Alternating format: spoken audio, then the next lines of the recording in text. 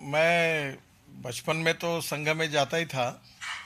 पर मैं जब स्टूडेंट बना तो मैं विद्यार्थी परिषद का काम करता था। और उस समय इमरजेंसी आई। मैं 75 में मैट्रिकुलेट हुआ था।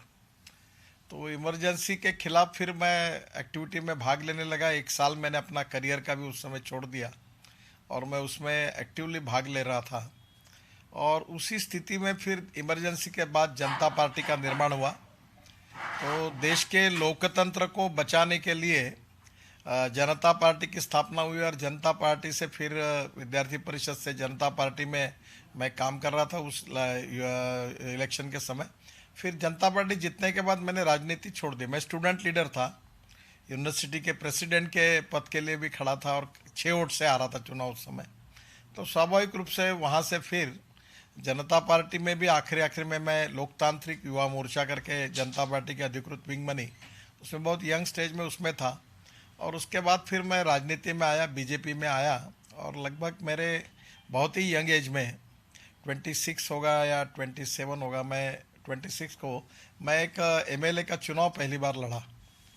और स्टूडेंट छोड़कर एकदम उस समय वो चुनाव हार गया मैं। पर उसमें मुझे एक अवसर दिया लीडर बनने का।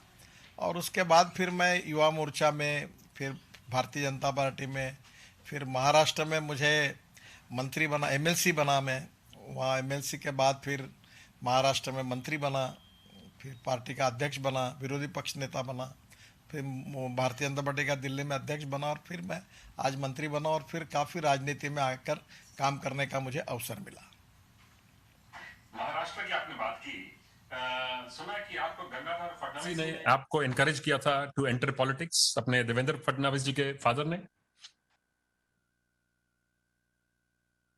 जब मैं विधानसभा का चुनाव लड़ा था तो मैं देवेंद्र के घर पर ही रात को, सुबह दोपहर को खाना खाता था। और उसके पिताजी हमारे पार्टी के कारपोरेटर भी थे और एमएलसी भी थे। बाद में उनको कैंसर हुआ और उनका देहांत हो गया। फिर बाई इलेक्शन हुआ, उसमें मैं खड़ा रहा। तो उनके साथ भी मैं काम किया मैंने। और सबसे बात ऐसी थी कि जो सब सीनियर लोग थे मेरे से काफ़ी, उन्होंने मुझे पार्टी का जनरल सेक्रेटरी बनाया। और वास्तविक उन्होंने बनना चाहिए था पर सब ने मिलकर मुझे अवसर दिया।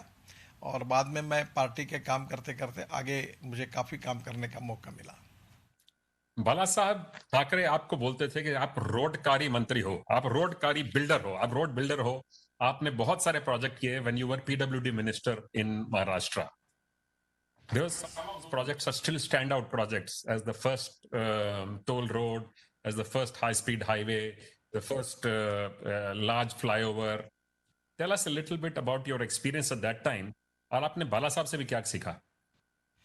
देखिए, पहली बात तो ऐसी है कि जब मैं महाराष्ट्र में मंत्री बना तो हमारी सरकार आने के पहले ही बाला साहब ठाकरे जी ने कहा था कि हम मुंबई और पूना के बीच में एक रोड बनाएंगे। पर यह चर्चा 20 एक साल से शुरू थी पर रोड कुछ बन नहीं पाया था।